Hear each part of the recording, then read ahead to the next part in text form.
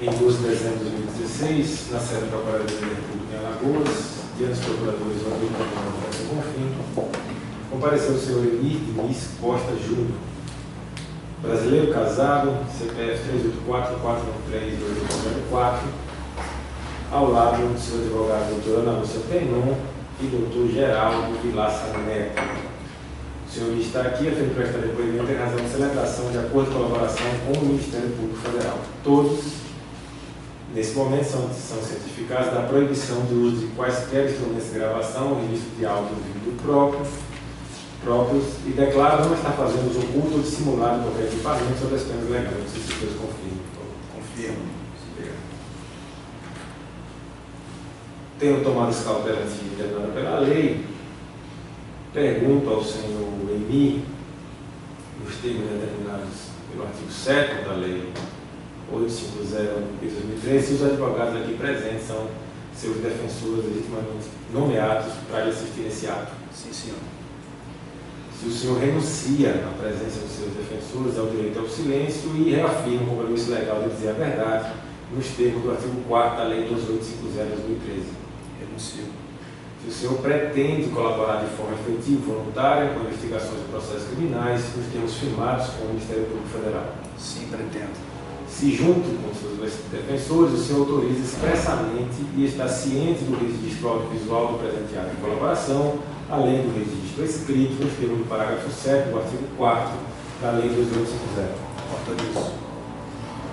Se o senhor está ciente de que os efeitos da colaboração premiada dependem de um ou mais dos seguintes resultados, entre outros, conforme o artigo 4º da lei 2850.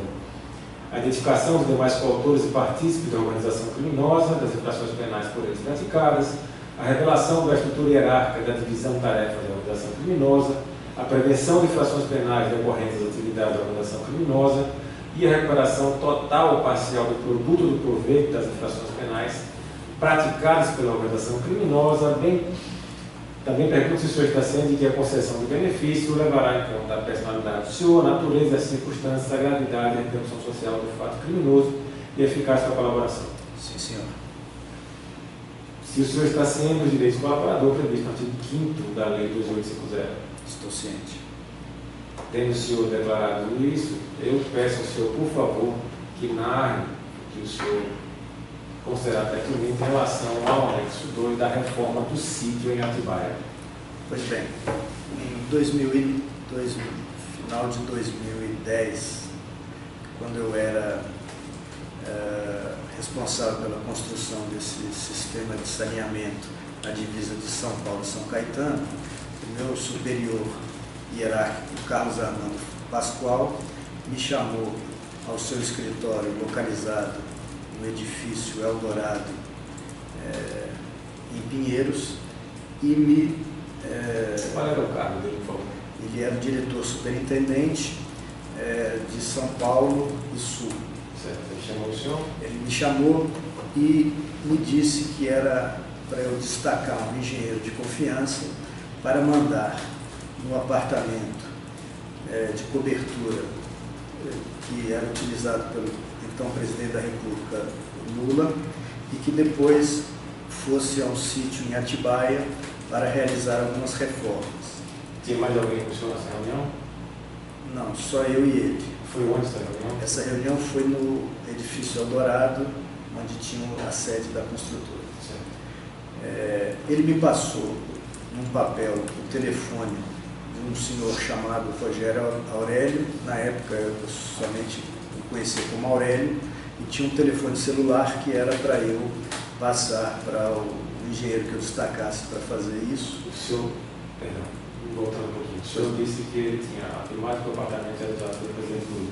E o sítio? O sítio seria utilizado pelo presidente Lula também, palavras dele dessa forma. Aí ele passou... Então ele me passou um bilhetinho com o telefone desse senhor Aurélio e mandou que eu enviasse um engenheiro para entrar em contato com ele. Chegando então a essa obra, que ficava, como eu disse, ali na região do ABC, e foi por essa razão que eu fui destacado para fazer essa reforma, porque o apartamento ficava localizado em São Bernardo do Campo, e depois o sítio de Atibaia também era na região, né, de São Paulo. Eu destaquei então o engenheiro Frederico Barbosa, que era um engenheiro também de larga experiência e muito tempo de atuação na empresa. Ele já tinha trabalhado na parte imobiliária, então ele sabia muito bem fazer obras do tipo de reforma. Eu passei o telefone a ele e disse que imediatamente ele entrasse em contato com esse senhor Aurélio. Bom, depois o Fred me reportou que ligou para o senhor Aurélio, marcou uma reunião, marcou um encontro lá no apartamento, esse apartamento de cobertura lá em São Bernardo. Chegando lá tinha um vazamento da laje, que era um problema muito simples. Simplesmente o Frederico indicou a ele uma empresa que ele conhecia de confiança para resolver esse problema da impermeabilização. Normalmente, impermeabilização é fazer alguma coisa com manta, ou betume, alguma coisa. E simplesmente ele passou esse telefone e nós não tivemos nenhuma atuação, nem pagamos, nem acompanhamos, nem fizemos nenhuma atuação com relação ao apartamento. Porque efetivamente o importante era a reforma do sítio.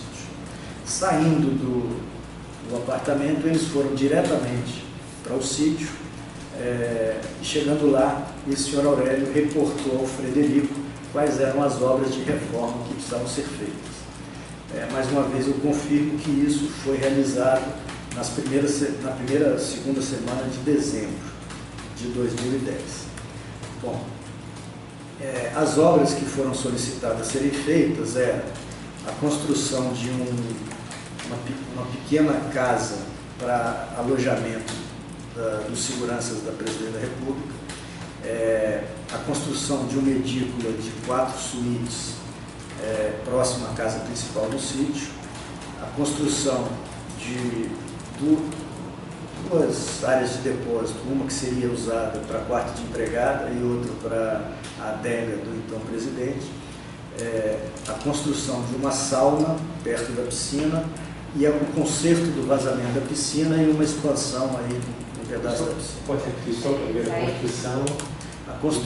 A primeira coisa que eles solicitaram foi a construção de uma casa que era uma kitnet, quarto, sala e banheiro, para os seguranças da Presidência da República. Quando o presidente estivesse visitando lá, os seguranças poderiam dormir lá. Bom, e teve também a conclusão de um campo de futebol, um society de grama, construiu o alambrado, a grama, essas coisas.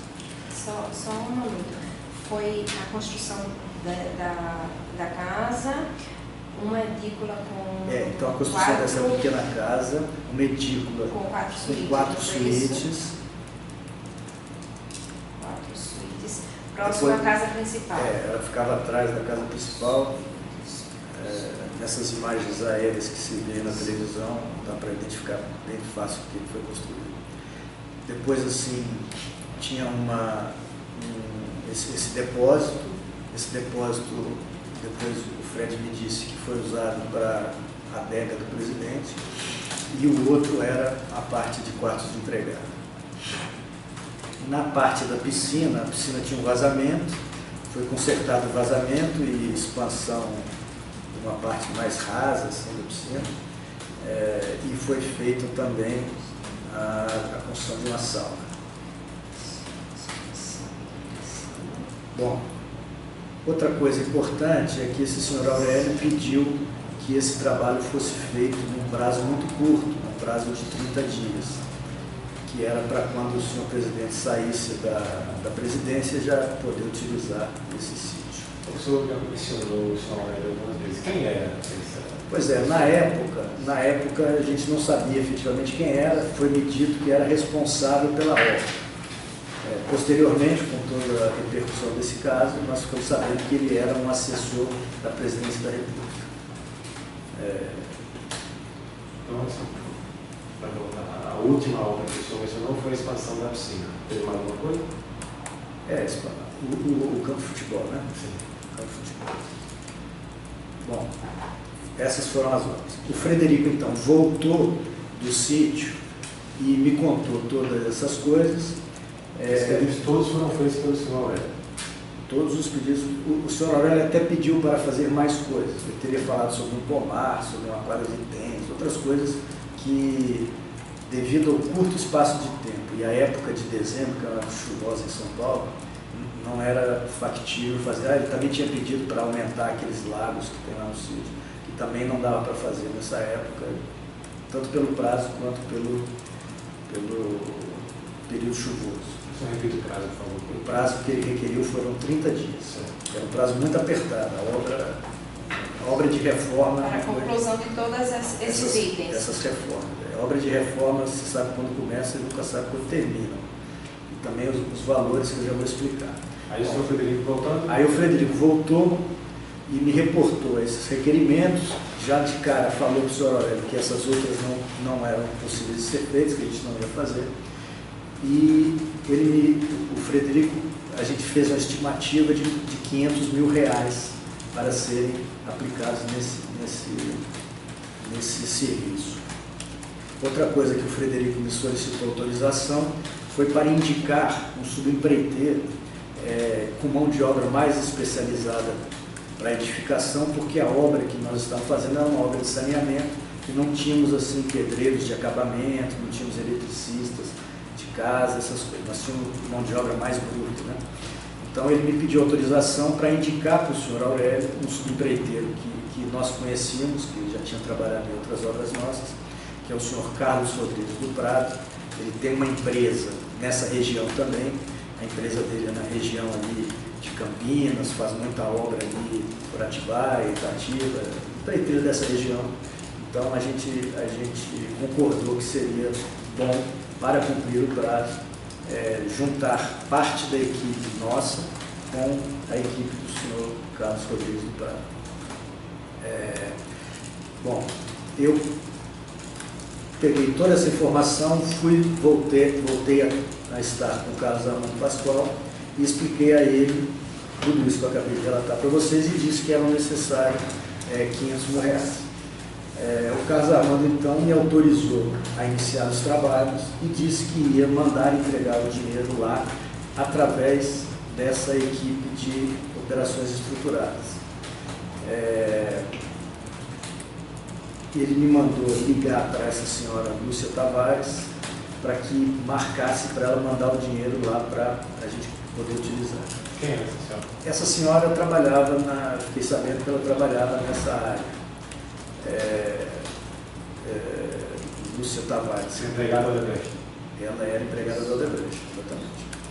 Bom, eu liguei para ela, então pedi os 500 mil reais, como eu nunca tinha manejado na obra somas dessa natureza, eu comprei um cofre desses que você compra nesses caminhões em alguns lugares, comprei um cofre especificamente, coloquei lá dentro de um armário na minha sala e o que eu fazia? Semanalmente eu separava mais ou menos 100 mil reais e colocava no envelope fechado, entregava ao Frederico, por sua vez entregava ao senhor Aurélio, para que o senhor Aurélio fizesse os pagamentos.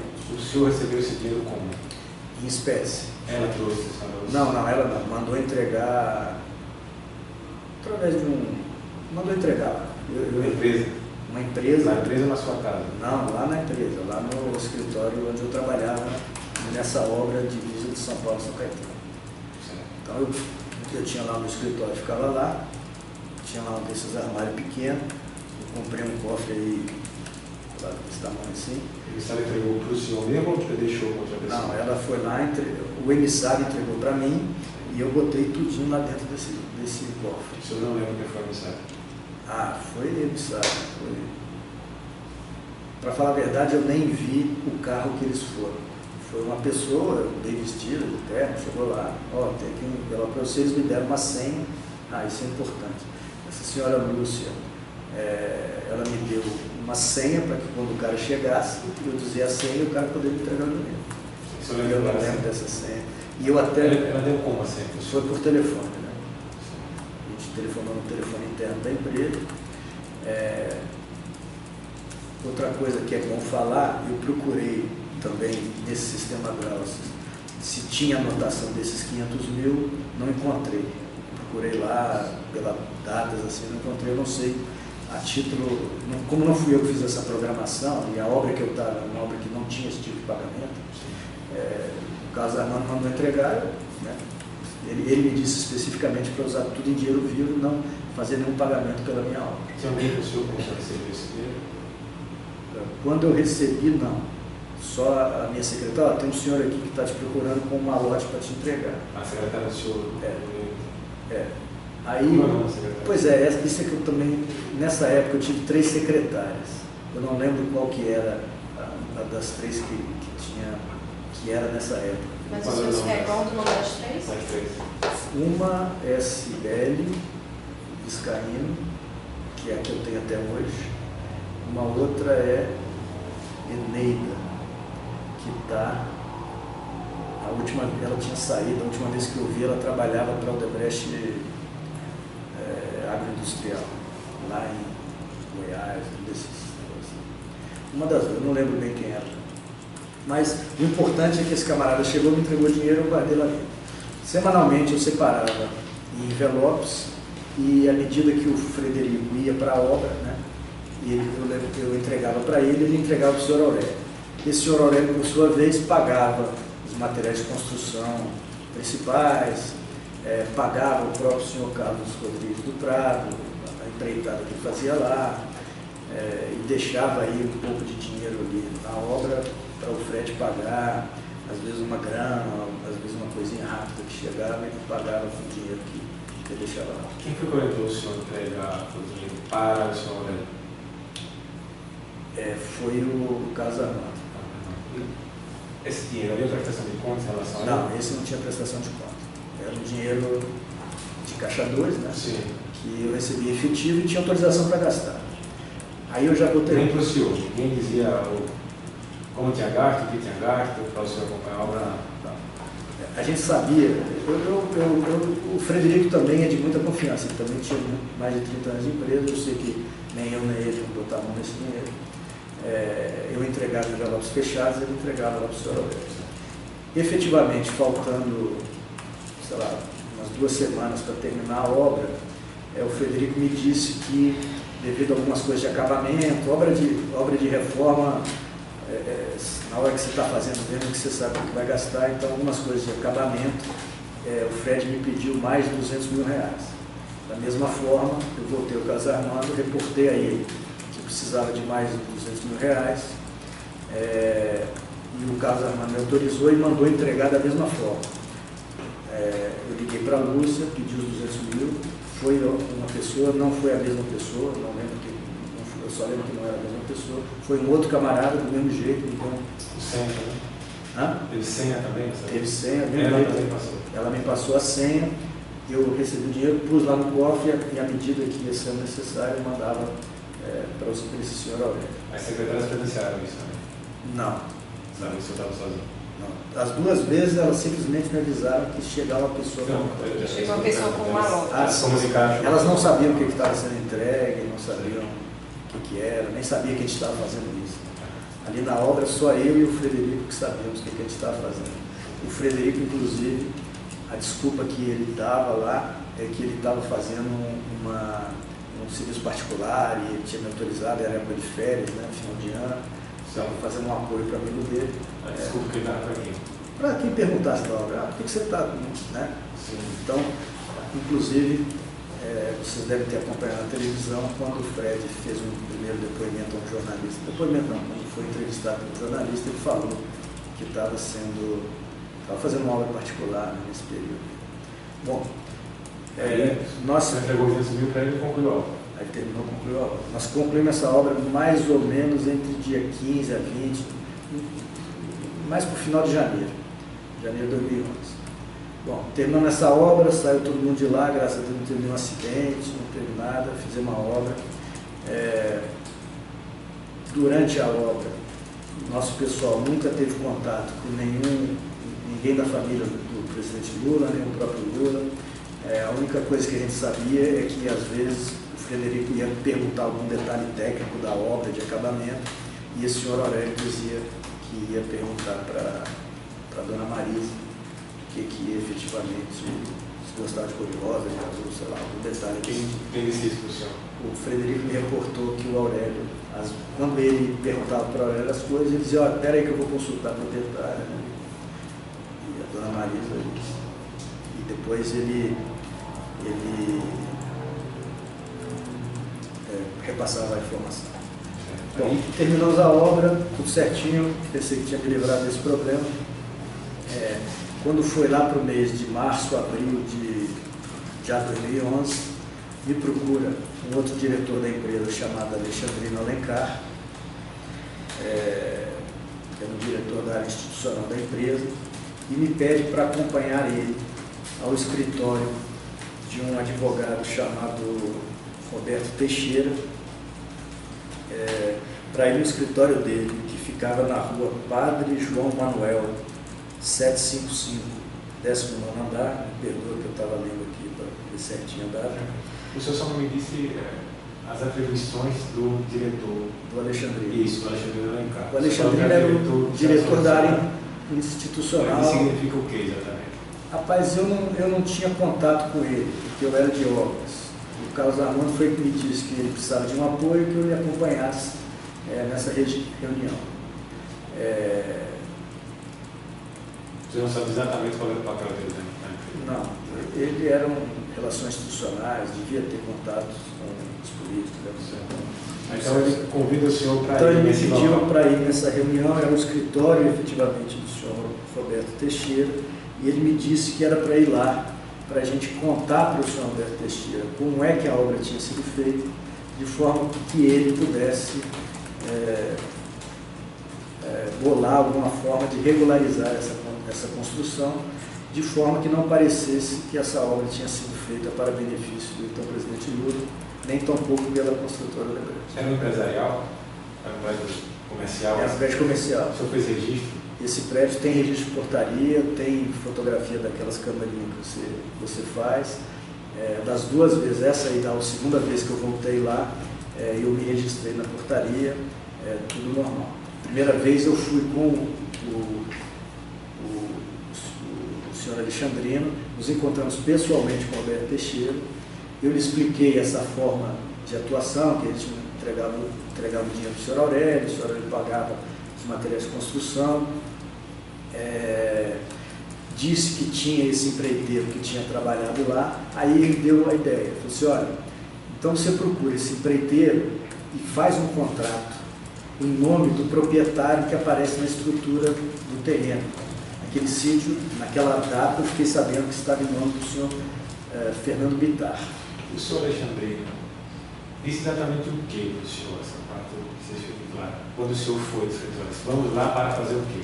Vamos lá para você explicar para o advogado como foi construída a reforma, para que eles bolassem uma forma de regularizar essa construção, para que não parecesse que fosse feita pela Odebrecht, nem tampouco a benefício do ex-presidente Lula. Não foi especificamente para isso. Essa foi a primeira vez que o senhor foi? Aí eu fui lá, expliquei, ele disse assim, aí ele me contou, ele me orientou assim, olha, vai lá, faz um contrato entre contratante, Fernando Bittar, contratado, Carlos Rodrigues do Prado, que tem uma construtora, objeto, esse mesmo objeto que eu declarei, a construção da casinha lá, da edícula, da sauna, banheiro, depósito, etc., campo de futebol, coloque um valor até mais baixo, que era para ser compatível com vamos dizer, a possibilidade de renda do senhor Fernando Bittar.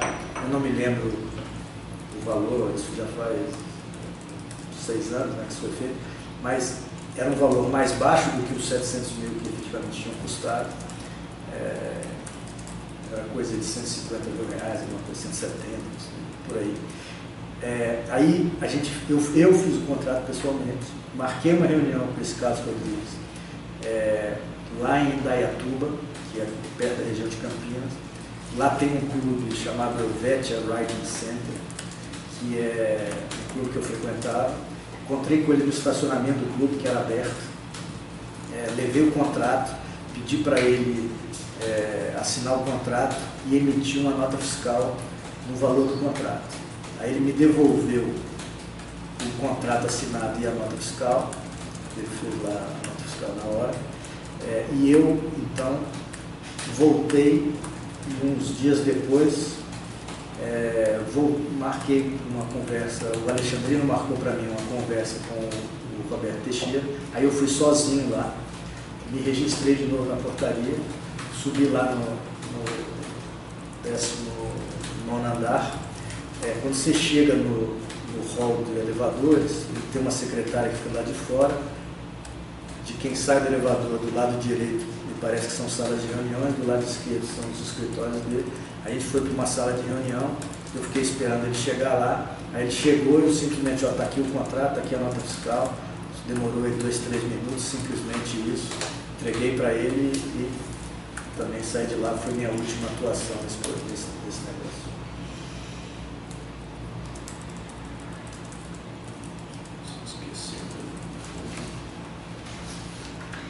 Nessa ocasião, o senhor entregou diretamente ao Dr. Roberto Teixeira o contrato? O contrato e a nota fiscal.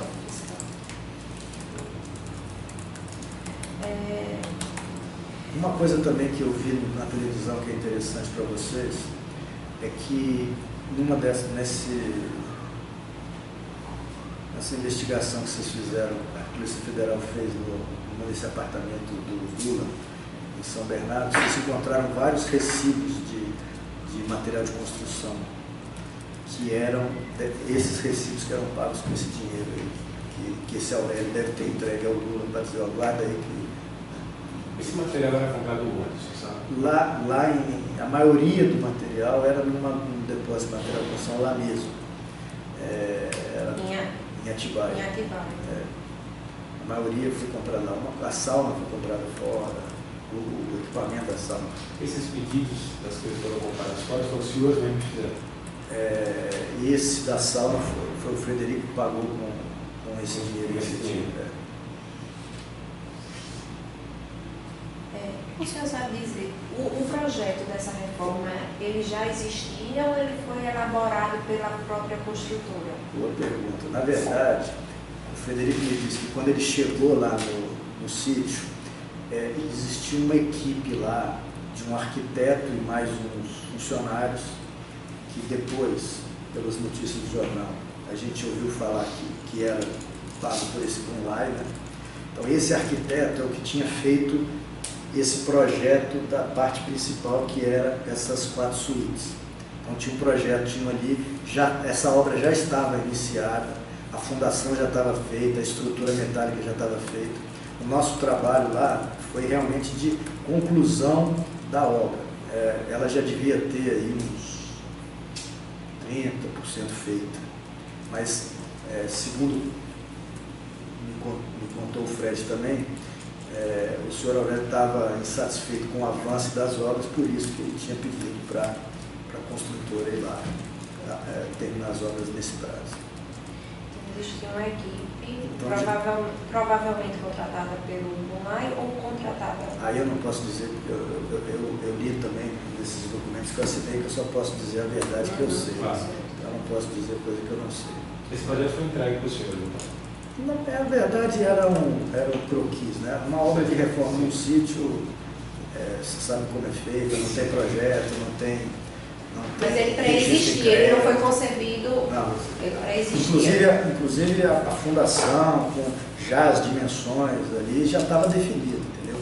Muitas coisas que o Frederico fez foi de detalhe de construção, que tipo de assento que quer, qual a luminária que quer, qual a cor que quer que pinta a parede. Aquele negócio até a casinha que tinha lá, já tinha um croquisinho feito também, a casinha dos vigilantes lá, dos segurança. Né? Quem recebeu a obra? Rapaz, teve uma entrega de obra, né? Quando foi terminado, o Aurélio disse, tá tudo bem, muito obrigado, beleza. Sumimos com a equipe dali para não deixar rastro, né, como se fala. A equipe do senhor foi quantas pessoas? Olha, nós colocamos lá uns 10, mais ou menos uns 10 a 15 pedreiros. Só da CBF ou da Odebrecht do Prefeito? Esses 10 eram nossos, era o pessoal da obra que estava lá no período de recesso, meio recesso, a obra estava andando bem. Então nós pegamos o pessoal ali que o Fred selecionou E o Carlos Rodrigues colocou também umas 10 pessoas da equipe dele, pessoal mais especializado nesse tipo de obra. Não tem mais perguntas.